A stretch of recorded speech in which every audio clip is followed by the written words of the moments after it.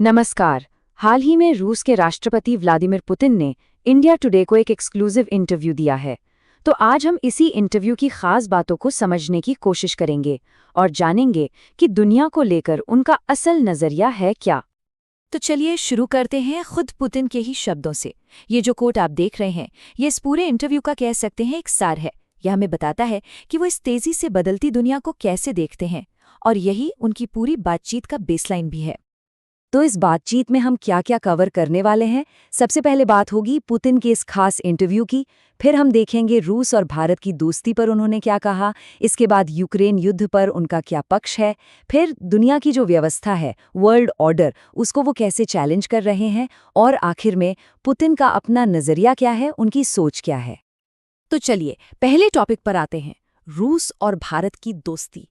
देखिए, ये इंटरव्यू का एक बहुत ही अहम हिस्सा था और पुतिन ने इस पर काफी जोर दिया।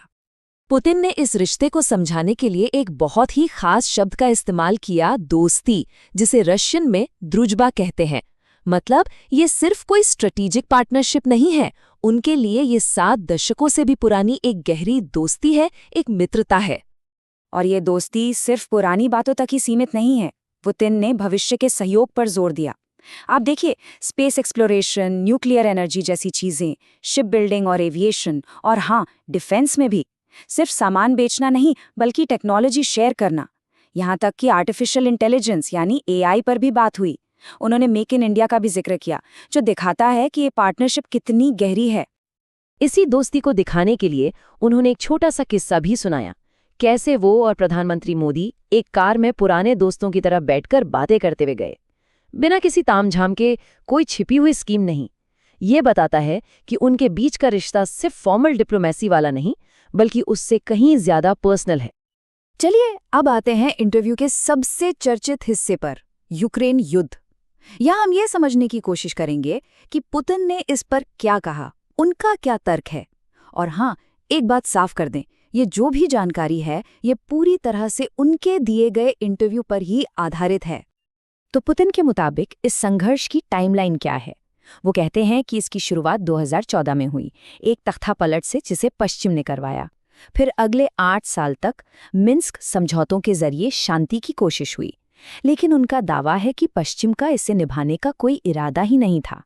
और आखिर में सालों की हिंसा के बाद रूस को डोनबास को मान्यता देने के लिए मजबूर होना पड़ा, और इसलिए वो इस स्पेशल मिलिट्री ऑपरेशन को युद्ध शुरू करना नहीं, बल्कि एक तरह से जो युद्ध पहले से चल रहा था उसे खत्म करने की कोशिश बताते हैं।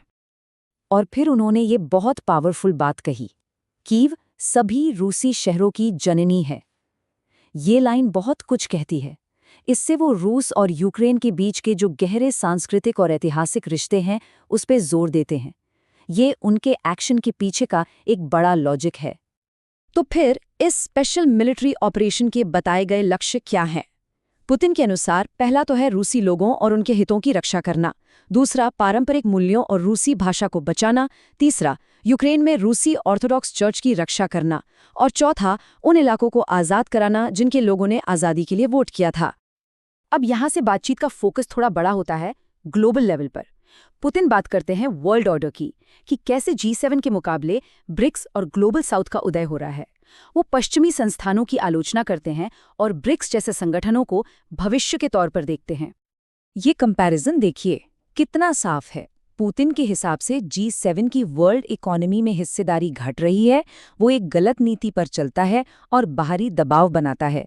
वहीं दूसरी तरफ ब्रिक्स है, जहां वो कहते हैं कि तेज और मजबूत विकास के नए सेंटर्स हैं, ये पारंपरिक मूल्यों पर आधारित है और इसका एजेंडा पॉजिटिव है। जब उनसे पूछा गया कि क्या वो G8 में वापस जाना चाहेंगे, तो उनका जवाब एकदम सीधा था। उन्होंने कहा, मैंने तो इन बैठकों में जाना ही बंद कर दिया है, वहां करना ही क्या है अगर वो मुझसे बात ही नहीं करना चाहते। मतलब साफ है, उनके लिए अब ये फॉर्मेट कोई मायने नहीं रखता। और अपनी इस तर्क को सपोर्ट करने के लिए उन्होंने भारत का उदाहरण दिया।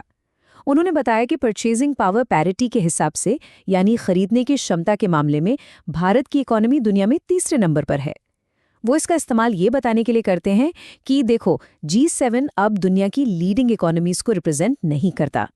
चलिए, अब आखिर में थोड़ा पुतिन की अपनी सोच, उनकी पर्सनल आइडियोलॉजी को समझते हैं कि वो कौन से अनुभव हैं, कौन सी मान्यताएं हैं जिन्होंने उनके लीडरशिप को आज ये शक्ल दी है।